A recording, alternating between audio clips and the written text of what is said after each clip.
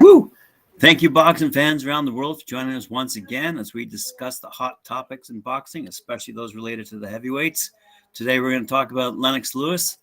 And just like I did yesterday, let's refer to someone else's opinion first.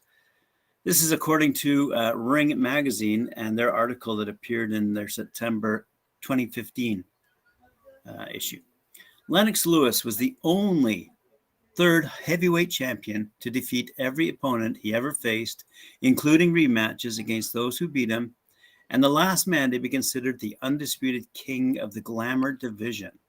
The 6'5" Colossus and chess wizard strategically decimated a heavyweight landscape populated by top opposition, and in a world of blood and guts, stood relatively unblemished on a throne that he always proclaimed was his destiny.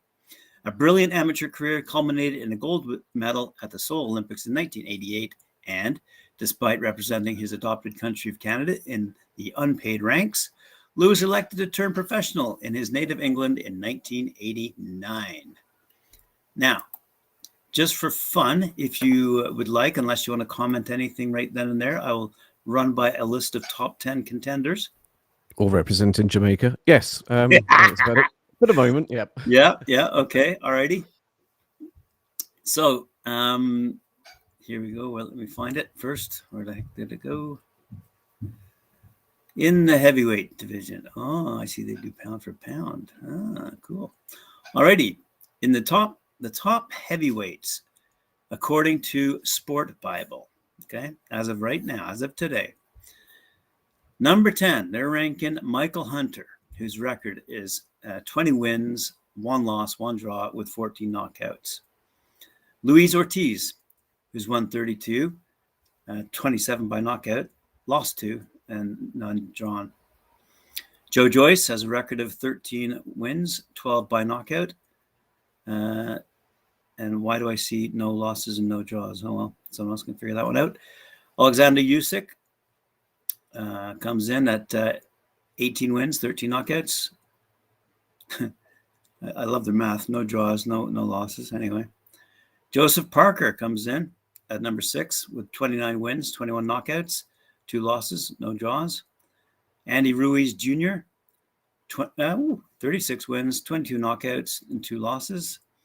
Dillian White comes in number 4 with 28 wins, 19 by knockout, 2 losses, no draws. Deontay Wilder is in, top 3. So he's number 3 with 42 wins, 41 by knockout, 1 loss, 1 draw. So it's not up to date. And number 2, Anthony Joshua with 24 wins, 22 by knockout, 1 loss.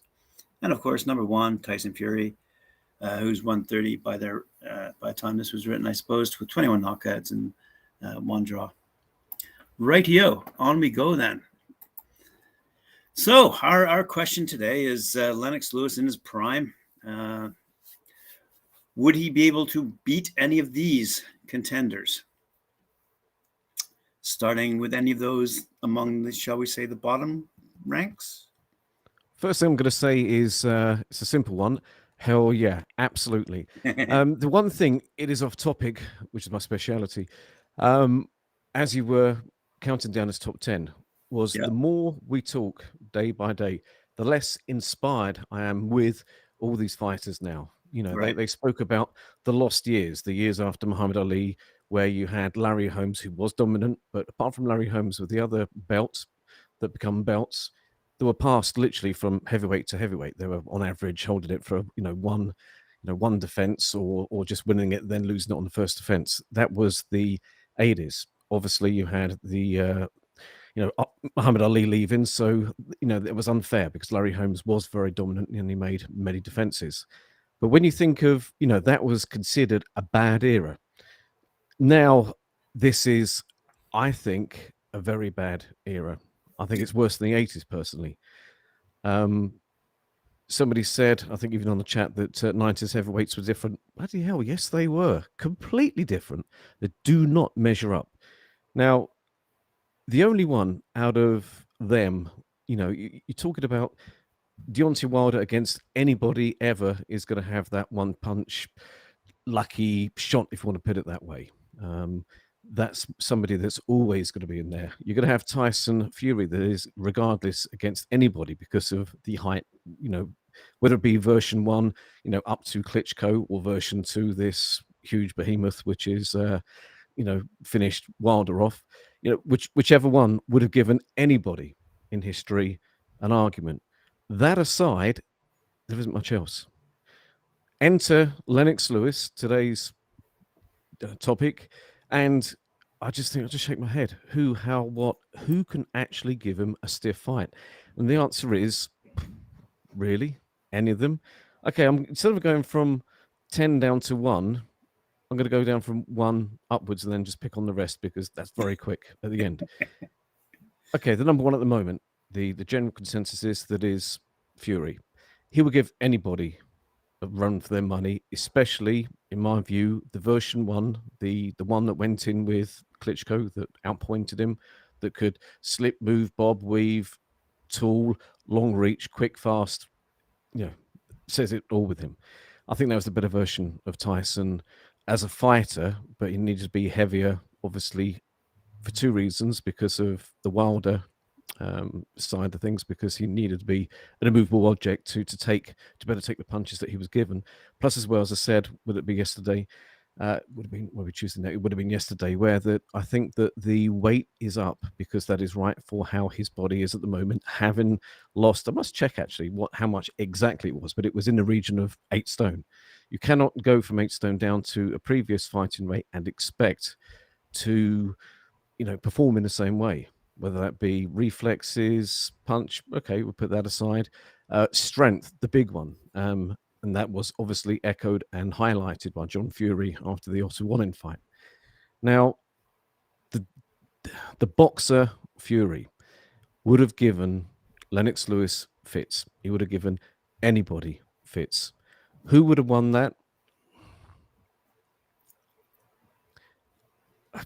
I hate sitting on the fence, and I hate, it's a good one. You can see, you can play it out in your mind. You can see Fury running. I think Fury would beat most of them, but to beat, to do what he did, I'm just trying to imagine in my mind. This is why I'm taking a bit of time to come up with the answer. I'm just, picturing him now with the 40-year-old Vladimir who he beat. Now, as much as I'm saying that he was great, that's the best version of him, I'm sorry, but the Lennox Lewis of the 90s was far better than a 40-year-old Vladimir. Now, if Vladimir was younger, I'd still have to favour, Lennox Lewis with that one. And I know, as we've said before, A beats B, B beats C, C beats D, C beats D, but A can't beat D. Boxing doesn't work like that with styles and all the rest of it. But, with those things considered, I think Lennox would take it. But, Fury on any given day would give anybody a fit. Now, anybody else? As far as Joshua, no chance. As far as Usyk goes, I think Lennox is too much of a complete fighter for Usyk to not be able to make advantage of the mistakes, because Lennox didn't make many mistakes. As you said earlier, with the cutout, as you said, from 2015, it's a point I was going to bring up. But yes, he has beaten every single person that has beaten him. And they were, because it's heavyweights, I don't think Lennox was chinny, because he was in some tremendous battles and he's withstood some big punches, but he was caught by a lucky punch when he wasn't concentrated fully. Obviously, the first loss was Oliver McCall. You then had Hazim Rahman. That was it. There's 2 losses. And he avenged both, the Oliver McCall one in very strange ways. If you remember that fight where Oliver McCall literally had a nervous breakdown in the fight, and it was waved off eventually, something like 7 or 8, whatever the round was, after McCall just pacing, crying his eyes out. He had or has psychological problems. Now, Hazim Rahman one, it's difficult. I hate saying a lucky punch, but it was just a well-placed punch. Heavyweights are heavyweights. Hazim Rahman was a good puncher. Lennox was on the end of it. He was knocked out. But the way in which he avenged it, it's not like, for example, and I'm going to beat up AJ here, where he lost to Andy Ruiz, and then sort of the rematch is him sort of like being petrified, legging it away from Ruiz, and Ruiz effectively losing, as good as losing the fight as well, because he came in like some beached whale. Now, he didn't sort of beat Rackman in that way. It was an absolute beating, finished off by a beautiful knockout. That is how you avenge a defeat. That fighter, that was his peak. He was bigger than earlier in his career with the first loss with Oliver McCall. And the first thing that Manny Stewart did with Lennox after Lennox went from, who was his trainer? Pepe Correa at that point. Now he left Correa, who was pretty much just a glorified cheerleader. He went to Manny Stewart, he put weight on, and he taught him, as he does with big heavyweights, like he did with Vladimir, etc., of how to use a big frame, a tall frame, long arms. As much as he's not 6'9" or 6'7", what was Lewis? 6'4", 6'5"? 6'4". 6'4". 6'5", I think these guys said in the Ring magazine. Yeah, around that. That is big, and that was considered tall and big back then. Yeah, 6'5". Yeah. Still not 6'7", it's still not 6'9", for God's sakes. Right, it's going crazy now, but it appears it's going to be the way it's going. Who knows, in 20 years' time, we'll have a fluid person that's 7'2", like the Russian guy. Yeah, leave that one there. Lennox was, to me, the complete package, and the one thing I do regret is not fully appreciating his career while it was unraveling. I don't know why I did. I don't know if I was just too wrapped up in Evander Holyfield and Mike Tyson at the time. I followed his career. I even saw one of his fights ringside early on when he won the European Championship against Jean Chanay. That was in London, Crystal Palace, which is no more. Moving up the rank, there's nobody else. There's nobody else at all. He was a complete fighter. He ticked every box. Now, the only thing he was possibly guilty of was switching off sometimes. And you could probably throw at him that the last fight he came in out of shape as such against Vitaly Klitschko. But bear in mind, when he went in with Vitaly Klitschko, there was a lot of things going on. He had just recently, he'd just done some filming with something, and there was a lot of things going on, and you call them excuses or being fair justifications. But he was at the end of his career. He wasn't at his best. He wasn't in shape. Maybe he was struggling, in camp as such. He lost a fight. But the best thing he ever did, and something that I've got so much respect for so far, is he retired when exactly the time was right. Not on the back of a beating or a KO loss against somebody that he should have, beaten or would have beaten 5 years, prior, with one hand behind his back, etc. No, he got out, in a subpar performance. He still came out on top just against Vitaly Klitschko. Maybe a little bit fortunate that you had the huge gashes on Klitschko's eyes. But then again, a lot of people attribute that. It's a shame about that, because if that didn't happen, Klitschko would have won the fight. No. It's not the case. If it wasn't a butt that opened up those cuts, they were punches. That was courtesy of Lennox Lewis. So he won that fight. It was close. A rematch, I would have favoured Vitaly, because he was the fighter that was improving, going up when you had Lennox Lewis going down. His career was fantastic. Again, avenging every loss. I know of no other fighter that's done that. I know, God, who did up until Fury. That was, of course, Wilder. No, it wasn't even a loss. Sorry, that was the one person that actually went the distance with him, Bermain Stavern. That was changed. I don't know of any fighters that have actually retired, and every single loss has been reversed. Ali, no. Was up until a certain point, but you had the last Larry Holmes fight, and you had the last one, which was against Trevor Berbick. He's good. He's great. All-time great. Top 5 ever.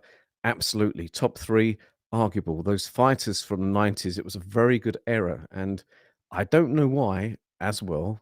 Maybe it's just something that was running over from the 80s. Fighters in the 90s didn't get their full respect. It was so weird. I don't get it. There were some marvelous fights. There were some marvelous fighters. Holyfield was fantastic. Tyson, even in version 2, even in version 3, out of jail, was very good, even if he was a shadow of his former self. But Lennox Lewis beat Holyfield twice. He beat Tyson at the end of his career. I know Holyfield, by the way, was coming to the end of the career. He was on the slide. That would have been very interesting with both of them at the peaks, because at that point, Lewis was at his peak. Maybe it would have been a very, very, very close fight if Holyfield was not so much on the slide. Beat Tyson at the end of his career. Again, that is one fight that I would have loved to have seen. It's a shame the bout never materialized with Riddick Bowe and Lennox Lewis. As it appears, it was Lennox Lewis that wanted to fight. Bowe wanted to dodge it, hence the putting the belt, the WBC belt, in the trash can. He was avoided. Now nobody will touch him. None of them. You've got Fury that stands a chance. Usyk, I don't think. No, there's nothing that I don't think Usyk can do that would, because there isn't a major weakness in Lennox. I don't think there's even a weakness. There's nothing glaring for somebody to make use of the faults. Because what's going to happen is, I think that AJ is still going to lose in the rematch with Usyk, but I think it's going to be closer. I think, again, with that fight, I think it's going to be AJ that's going to be able to improve more. So looking at that fight, AJ is nowhere near Lennox Lewis's capabilities as a fighter, nowhere near it. So based on that, with that being very close, it's got to be a Lennox victory. Wilder, only if he's lucky. And the only other people you mentioned, that I can remember, you had Ortiz, absolutely no chance. You had Michael Hunter, ex-cruiserweight. No, it's not going to happen. Fighters in the 90s were much better, different class. There were a number of classy fighters that were top 10, top 5. Lennox, I think, just in my humble opinion, would have run over all of them, bar, Fury. I think it really, really stops there. I think, apart from that, Lennox all the way. What about just before I go into that, bit of a sidebar. I think the reason you might have, as were many boxing fans, distracted, if you will, during the 90s was UFC. UFC was insanely popular and commanded all the media attention, quite frankly. So in the martial arts category, in general terms, I think that's what happened in the 90s. My personal opinion. What about a stocky puncher Dillian White kind of guy these days?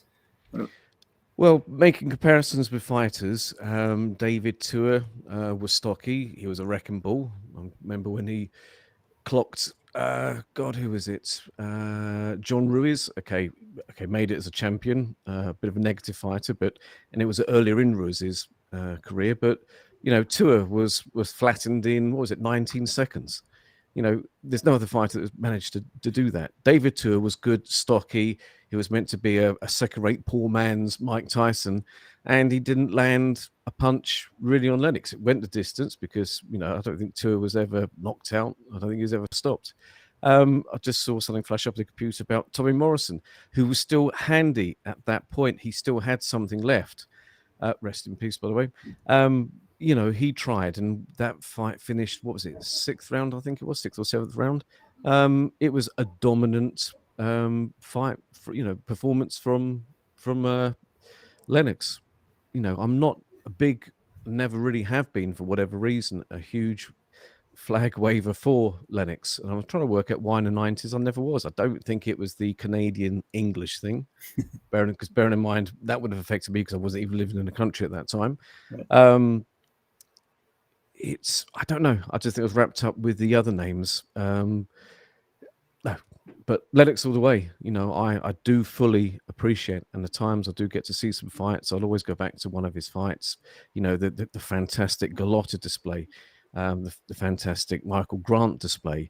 Well, a lot of displays were fantastic. He was very rarely in a bad fight. The only bad one he was ever in was with Henry Akinwande. In the end, Akinwande was actually disqualified for clutching onto Lennox. It was a horrible fight. But, Lennox couldn't do anything about it. If you have somebody who's 6 foot, what was Akinwande? He was 6'7", if I remember right. Lanky, and all he did was just clutch onto Lennox for dear life. That was awful. But that is the only bad fight I can remember Lennox being in. There wasn't anything. Early on in the career, he had a lot of promise. He had some good defeats. He beat Mike Weaver. This was really early on in his career. He had the big all British clash with unbeaten Gary Mason, rest in peace. That was like the equivalent of Joe Joyce and Daniel Thingy. The recent fight there is very crossroads bout, two unbeatens, both with a lot of promise. A bit of a flick a coin fight. Lennox won that. Mason's eyes were shut mid rounds. It was dominant display then, and this was all early. This was prior to winning the European. Was it? No, I think it was just after, actually, because he'd won the European. I think it was actually for, I think, the British title. I think in the European, maybe wrong with the British title, but it was for the European. That's after Lennox won it in Crystal Palace. Now, no, especially now. No, the crop. Every time we go through, okay, the top 10 according to whoever, it goes 10, 9. It's just, when you actually think, I think last week I've got drawn into so much, having watched that great fight where a not so good Fury meshed well with a not so good Wilder, for the reasons of weight and all the rest of it, as we discussed. It made for a great fight, but we do as humans get sucked in. And we think emotionally, and it was a great fight, great night. It was absolutely, you're like, this old Fury, great, great result, great this, great that. And you tend, and I did, lose context with how good his display actually was. But if you would have put him in at that point with, for example, a 90s, a top 90s fighter, would have been a completely different ball game. Wilder isn't Holyfield. Wilder isn't a lot of the other top fighters that Lennox did fight in his career. Different ball game. Now it's pretty crap. I've really, the more I think about it, the more I dissect, all these heavyweights and each one. And I think it's a very fair question. And again, I will argue the toss of this with anybody else.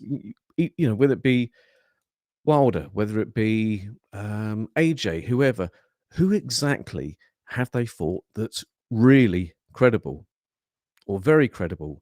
If it is a name that is on there, there will be something wrong with the name, i.e., at the end of their career, approaching 40 or even over 40, there'll be something wrong. And if you look at Holyfield's career, if you look at Lennox Lewis's career, if you look at Mike Tyson's career, the resume is completely different to any of these resumes now. Even I think Fury is great and he would do well against any fighter if the version one of him, blah, blah, blah. But it's awful now. It's awful now. People moaned about the 80s, maybe when we come out of this 10 years, the 20s, maybe it would be looked back in this negative way. But no, it's dire. Something needs to happen, really does. And I think when this happens, these fighters, you do need something like the brick clashes, even if it's not the best fighters out there. But you do need, I think, AJ versus Fury just to get some excitement back. You want Usyk, going against Fury, for example, for all the bouts. We need these things just to get pumping some interest into it, because the line of contenders with their resumes, how they are at this point in time, is bloody awful. No, it's, randomly pick anybody out in the top 15 and then go through the record. It's not very good. Wow. Just an opinion. That's great. It's really good to see Big T back in the chat room. And he's mentioning Frank Bruno, and I heard him on an interview, and I couldn't believe how deep his voice was. I mean, let alone his physique. But I'm saying, wow, what an intimidating character that fella must have been in his day. Bruno did very well. He was ahead of points against Lewis before Lewis caught him, clocked him, had him in the corner, and then finished him off. But it was very, it's a spirited effort from Bruno, but it was very typical from Bruno in a world title performance, because he'd done the same thing. I think it was ahead with Tim Witherspoon as well before getting clocked in late on in the fight. He was ahead against Bone Crusher Smith, his first loss, when he was clocked in the last round ahead of points. It was that, I think, actually was Frank Bruno's best performance. I know he won the title off of Oliver McCall, but Oliver McCall, I can't say mediocre fighter, but he won the title. He won it from Lewis by knocking him out with Lewis's first defeat. He then, the defenses. He defended against Larry Holmes, who was by then 40, 42, 41. Who else did he defend against? But then Bruno got it off of him. So, that was, what was that, third time lucky, fourth time lucky? Tyson, Witherspoon. So that was fourth time lucky. But that was Frank Bruno's best performance, not winning the title, but, in running Lewis so close in what they deemed at the time, and it was called the Battle of Britain. And I don't know if you remember it clearly, what was on Frank Bruno's waistband. True Brit.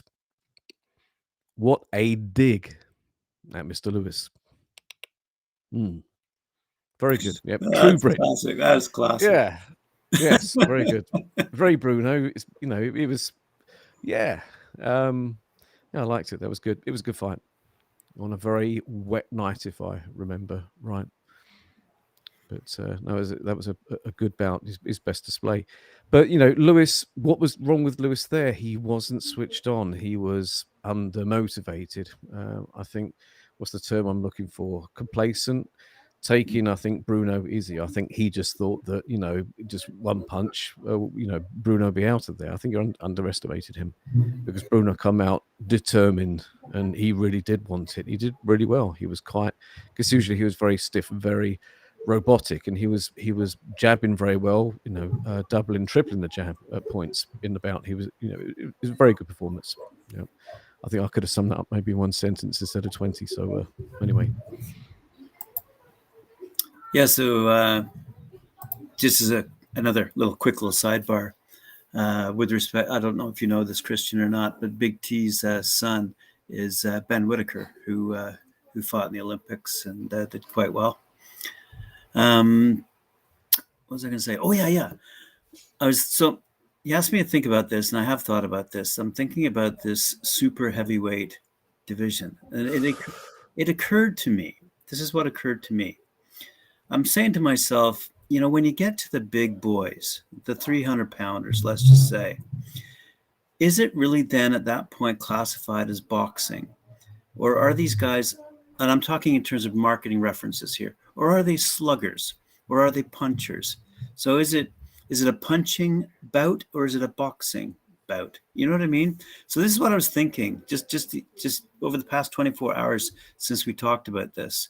Because when we talk about boxing, we talk about the sweet science. We talk about the various elements, tangible and intangible, that these fighters have to either improve upon or recognize, and at least have some skills and ability, but notwithstanding the training. And then I thought to myself, if you're solely relying on height, weight as a factor to win a championship, are you actually truly boxing?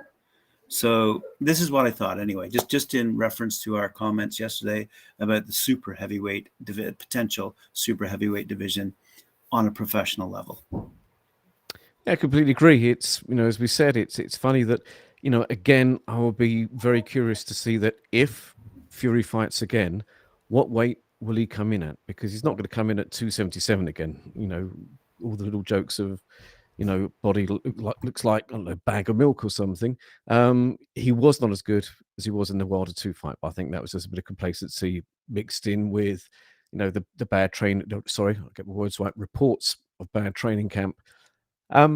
It's that was right for Wilder to absorb the shots, but when that happens, he forsakes obviously what he had in version 1 against Klitschko. You can't box like that and punch. Is he going to go down in weight for? Let's say he was fighting somebody who was not a puncher like Wilder and was more of a boxer. Now, is he going to come in?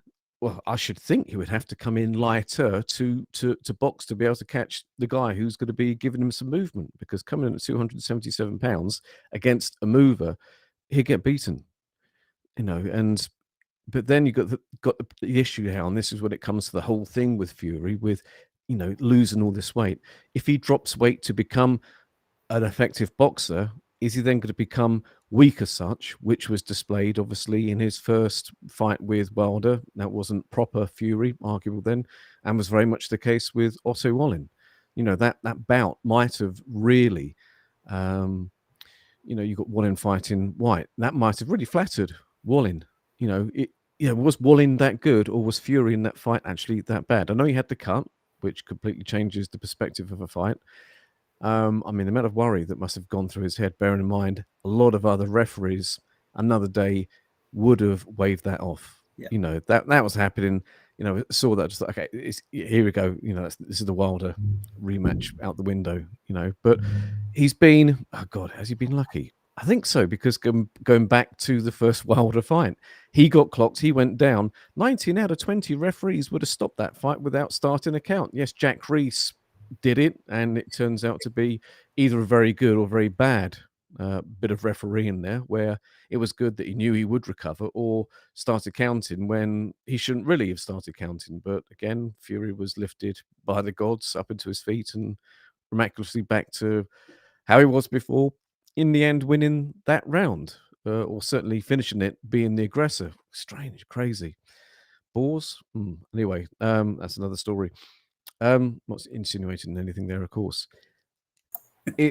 He would have to come in lighter. I think this 377 you will never see, I don't think, Wilder be that weight again against another fighter. I think that was specifically done to negate Wilder's hard punches, so that he could then manhandle him like he did in the second fight, and which he kind of did, but not so effective in the third fight. Yeah, you know, so going back to your point now, if that is the way of heavyweights, it's going to go that way, because, you know, you've got Dillian White, who's a big, heavy chap in a big unit. What is Dillian White? Is he 19 stone, I think? You know, these are big boys. Right. Is this, you know, it's arguably with Dillian White. I don't know the answer, but, you know, is this his best weight? 19 stone. You know, I'm not a trainer, but, you know, could he be better at 17 stone? Right. It's a good one. This weight issue, and it's something that I think we can only have the crystal ball out to gauge what is going to happen. But I think now with a few of these fights, I'm just so curious, always curious with fights, but so curious to just how it's going to turn out with who lands up beating who, but at what weights they are, and all these little things, because it's scratching my head with this one, because I think, you know, if Fury has to go in and box, he could be weight trained again, because you cannot stick 8 stone or take 8 stone off, and especially as he's in his 30s, because of, like I said yesterday about the fighters losing weight, it doesn't work and makes them weak and chinny. No, it hasn't happened to Fury yet, but it will do at some point. If he balloons up again in between fights, that's going to, you know, shorten his career. Not that I don't think he's ever going to have many fights anyway.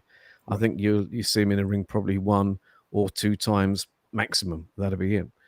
But I'd be curious to see what the weight would be and how his performance would be. You know, is this just a lazy, complacent 277-pound bag of milk Tyson that would be in that shape for anybody, because he thinks that he'll either beat Usyk, who's just a cruiserweight, or AJ, who was beaten by Usyk, or, you know, take you know, Wilder now out the equation. There won't be a fourth fight, I don't think. I'm curious just to see what the mindset is. Is he going to believe in his own hype? Yes, he is probably the best fighter at the moment, so it's sounded a little bit cruel, but there is a little bit overhype with people looking at everything and gauging everything emotionally. I was one of them.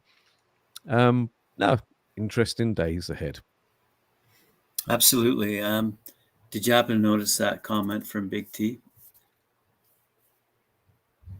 Boxing, according to the promoters and broadcasters, has become a sluggish sport. If you don't put them away, you're boring, or you're running, or you faltered. He's a runner, yes. True. And a good example of that, and I know not everyone is going to agree with this. A lot of people labelled the Fury Klitschko fight boring, awful, one of the, you know, worst fights ever. Really? I cannot watch a boring boxing match a second time. Right. I've got too much time to put into doing other things. I've seen that fight probably about 4 or 5 times. Wow. Really did fully. What's the best word? I mean, just in awe of just what he did that night. That was just masterful. Yes, Klitschko was 40, but still had something to offer. Yes, maybe Klitschko was at the end of his career and there for the taking. But I don't think anybody less than Fury, I don't think, would have taken Klitschko at that point. Look how far Klitschko went with Anthony Joshua, and that was, what, a couple of years out of the ring? You know, the difference between 40 and 42 is a big difference as a fighter. You know, the one before would have been better. But the only thing is, and this is why a lot of people say that Fury come out of the rematch that was meant to be happening, that was announced and got to press conferences before he pulled out with issues, is the general consensus is, and I can see it, is that a lot of people said that come the latter rounds, Klitschko had Fury's number. He was doing better, and Fury was holding on at the end. But that was labelled a boring fight. I completely disagree with that. And so going over to Big T's comment where it says, you know, you're running or you're this, that, absolutely. It's really seen that way now. Especially as a heavyweight, if you're expected to knock people out. Right.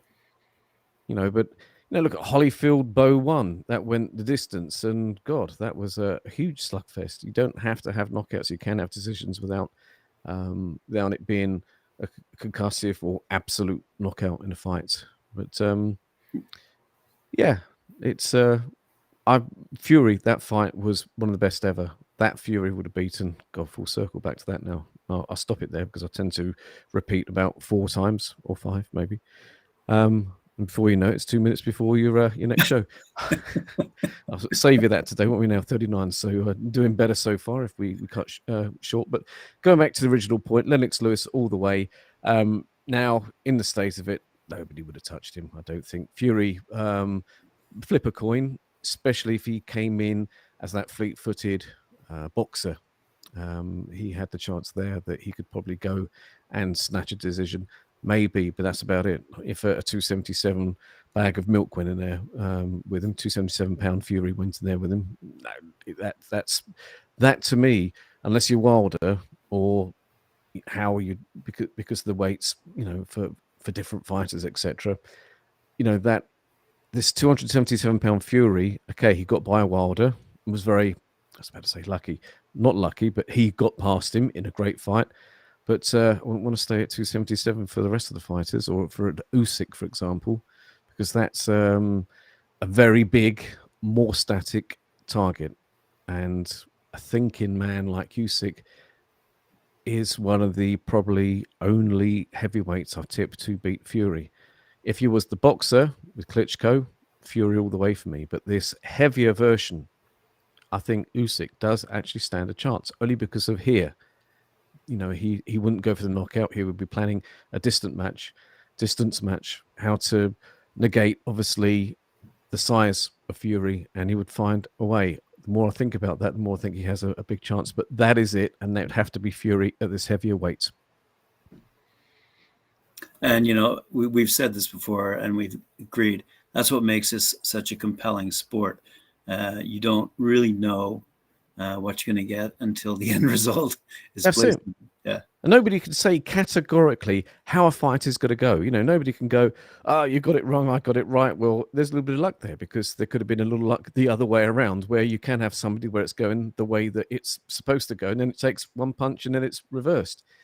As you say, you never know until it happens. And all plans and everything else can just very quickly go out the window. That is why we love it, especially the heavyweights. Or somebody at a lower weight that punches not as powerful as heavyweight, but in respect, you know, like Beterbiev and fighters like that, the lower weights, you know, Inu. I love watching punch fights. Like you said earlier, finish any second. And that is something that Lennox Lewis did have, and that he did administer to many fighters during the 90s and early 2000s. Lennox all the way for me. Yeah, absolutely. Yeah, I mean, we say it often.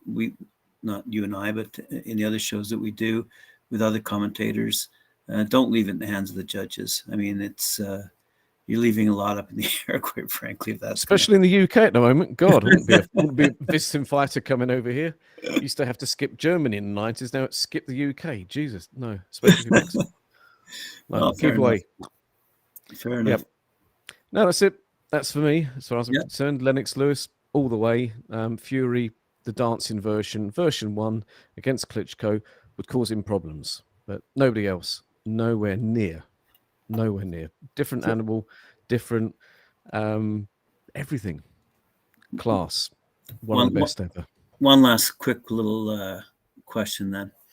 Among the rising class of, let's just call them undefeated heavyweights, let's say the 10-0 type guys right now, are there any of those guys that come to mind that fit the mold of a Lennox Lewis? Well, okay, let's go to some of the undefeateds. Joe Joyce, good fighter. Problem with Joe Joyce is that he's going to have a very short career if he carries on taking punches like he did in his last bout. Right. That was okay, and he's what is he? 30s, mid-30s. So if he carries on taking those flush, and bear in mind he's had a full amateur career, many fights, he's got to be careful. I rate him high, and like we said the other day, I do consider him as the boogeyman, but he's got to be careful. But with somebody like Lewis, who could move, who could punch, who was tall, so that negated some of the advantages that Joyce may have over some fighters, I think, that would have been a no-no, unless Joyce has got something just magical that just each and every fight he goes in, he manages to win one by the other. Well, he'll have a good run. He's up there with the mix, but, Usyk in the WSB, like the semi-pro thing, I don't know if you saw it, but they have fought properly with no head guards, and Usyk won the fight. Usyk showed there, I know it was just before turning pro, but Usyk there showed how you can beat Joe Joyce. Because all you've got now is this, that Joe Joyce has improved by a certain amount, and you just got Usyk that's improved by a certain amount. Look at that fight in there. Is it WSB it was called? The World, not WBS, Series Boxing, whatever. I can send you the link. It's like semi-pro, no headgear and all the rest of it. Usyk showed how to beat Joyce. That the template is there. And arguably with Tony Yoka as well in the Olympics, even if that was a debated decision. And still, there's talk of Joe Joyce may still even get the gold medal because there was supposed tampering in a number of the Olympics that's come out through an investigation. And as it appears, Joe Joyce may get his gold medal yet. Does that mean they're going to take the gold medal off of Tony Yoka? It's one thing giving somebody a gold medal, saying, there we are, you should have got better, but taking it from somebody is a bit different. Let's see for that one. Who else is there? Hergovich shows promise, but he hasn't fought anybody yet, as per all the rest of them. Right. When looking at him and what he's capable of, it's the case of looking at him with how he can possibly be against whoever, because if there's nothing proven there via any form of track record. He's got good promise. He seems to be on the less, I'm going to choose my words nicely here, less fluid side of things, a little bit robotic. Doesn't mean he's not going to be effective, because Vitaly Klitschko was tall, heavy puncher and robotic. As much as he looks similar to him facially, a bit of similarities there. I can see some similarities with style. Is he going to be another Vitaly Klitschko? Who knows? You don't know what he's going to be like, once he's had a punch, because he hasn't been punched yet. You cannot tell, and that's the problem with a lot of these people, which are, sort of whatever or the ones that's had one defeat on their career, like Daniel Dubois. He showed promise, but he had the loss to Joe Joyce. He looked good, but under pressure, he may crack again. But we need something to show there that he can get through a torrid fight and come out on top. You've got Michael Hunter, who you said, whoever was the rankings that you said earlier, he was in at number 10. One defeat. Now, that was against Usyk in cruiserweight. It's a good, I think it was about 11th round, I think Usyk caught up with him. He's doing well as a heavyweight, but there's just nothing exceptional. Nothing against Michael Hunter, because he seems a really nice chap. But there's just nothing there which, there's nothing. Okay, who has he beaten? There's nobody there really on the record. It's not even a case of really anybody. No, there's nobody there on the record. His punching power at heavyweight is going to cost him dearly when he goes up with one of the top guys. Yes, he did have a draw, and a lot of people did say that he should have won the fight when he faced Povetkin. But there's just nothing there which, there's nothing. Okay, who has he beaten? There's nobody there really on the record. It's not even a case of really anybody. No, there's nobody there on the record. His punching power at heavyweight is going to cost him dearly when he goes up with one of the top guys. Yes, he did have a draw, and a lot of people did say that he should have won the fight when he faced a bit of promise there. Top 10, probably about the right ranking for him, but there's just nothing there in any of these fighters. Ortiz is knocking back fights that are being given to him and they're just being declined, and he's probably, was he officially 42 going on 52, whichever one it is. There's just nothing. There's no depth. There's nobody with a resume in these rankings at the moment. And it dawned on me when we had the conversation the other day when we come away from the win, obviously against Wilder with Fury. I was suckered in for just about 48 hours, then calmed down while walking around Lidl. The penny did drop, and then suddenly, hold on a second, whoa, no. And I've seen the fight, and I've watched it again because I only watched the highlights again. Watch the fight, look at the quality of punches, and as like you said earlier, it is like, okay, it's harsh, it's exaggerated to prove the point, but it is like barroom brawling. It's like technique has gone out the window. So when you look at technique going out the window and you say, well, how else are you going to do against Lennox Lewis? Really? Yeah, that's a foregone conclusion. But that is this Mark II Fury. Again, that Mark I was a great fighter, would have given anybody, he will hold his own with anybody in history, or beat them, but it would be by points. But you can't expect a knockout against anybody top tier because of when you're boxing like that, you cannot punch effectively as per his record up until going in with Sugarhawk Stewart. It's a funny game, especially heavyweights, because how you can go up and down and be in the same division. But Fury, just going back to that, I can only sound boring, repetitive. I'm so curious about what's going to happen. I think you're going to get one fight, but I think whoever he fights, you will know who's going to win the bout on the day of the weigh-in. And to Big T's point, one of my favorites, Jared Anderson out of the United States. Big Baby's his name. Absolutely. In the future, talking about skill set and physique, the fact that he's big and he can move and he can hit with power. As it appears against a stationary target, and this is what you've got to be careful with. We're basing all this, and it's like with Hrgovic and the others.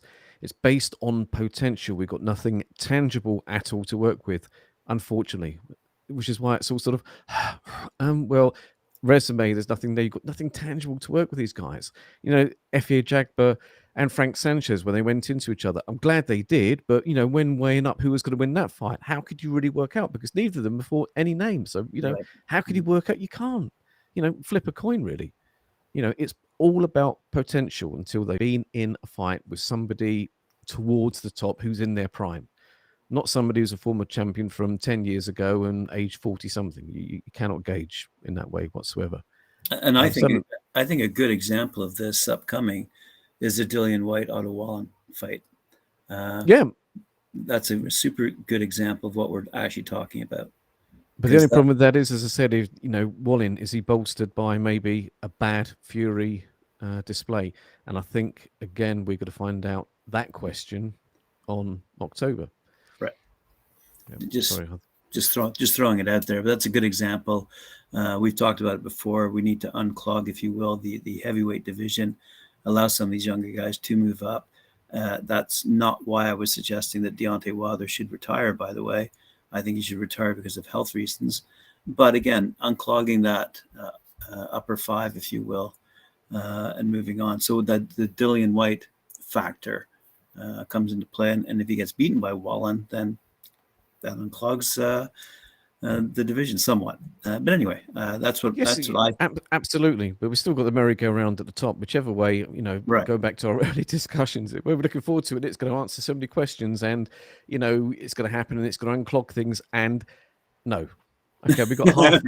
we got half of what we wanted. We wanted Wilder and Usyk to win, just purely to unclog.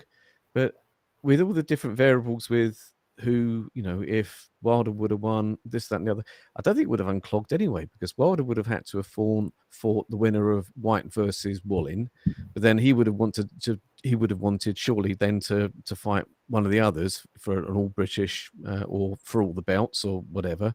Yeah. You've got this tangled mess with AJ, who is rematching Usyk, because that the rematch clause was fired off, and that's in motion now. You know, you've got Joe Joyce, who's now mandatory number one. Joe Joyce, actually, strange thing, just a sideline. He's got no, I don't know how it's working. I was just about to say he has no manager at the moment because Sam Jones isn't working as a manager. He's working for Probellum, or whatever the company is put together by Richard Schaefer.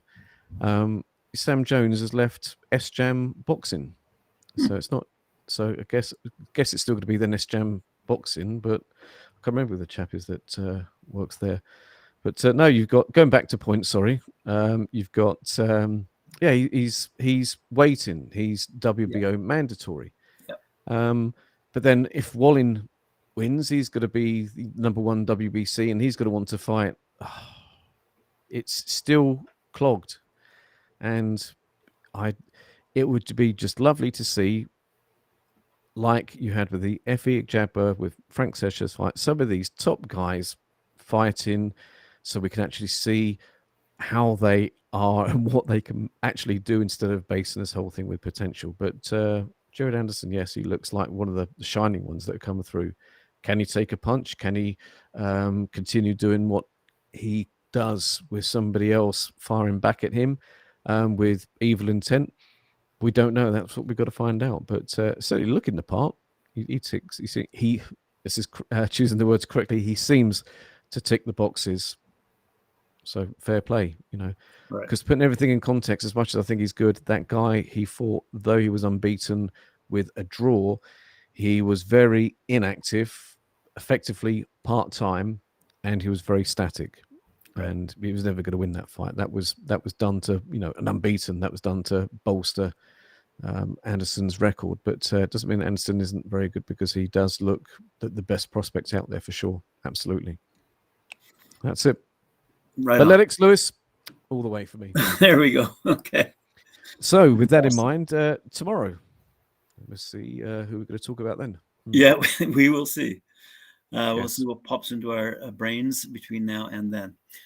Thank you very much. Appreciate your comments and your insight, as always.